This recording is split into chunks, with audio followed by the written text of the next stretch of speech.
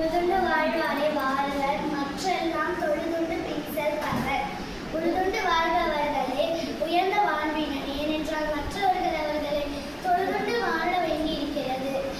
இப்போது பாரம்பரியத்தை பற்றி பேசலாம். பாரம்பரியம் என்பது நம் முன்னோர்கள் நமக்கு விட்டுச் சென்ற ஒழுக்கம், கிராமத்து வாழ்வியல், விழாக்கள், இலக்கிய கலாச்சாரம், மூலிகை மருத்துவம், நல்ல உணவு முறைகள், இவை அனைத்தும் பாரம்பரியம். இன்றைய நவீன உலகத்தில் இயற்கையை தேடிச் சென்று பார்க்கிறோம், பாரம்பரியம் மறந்து வாழ்கிறோம். ஒரு பக்கம் காடுகள் அழிகிறது, மறுபக்கம் நீர்நிலைகள் அழிகிறது. இன்றைய குழந்தைக்கு நான் பேசுவது கடினமாக தோன்றலாம். ஒரு மரம் வளர்த்தால் அது பல தலைமுறைக்கு நிழல் தரும்.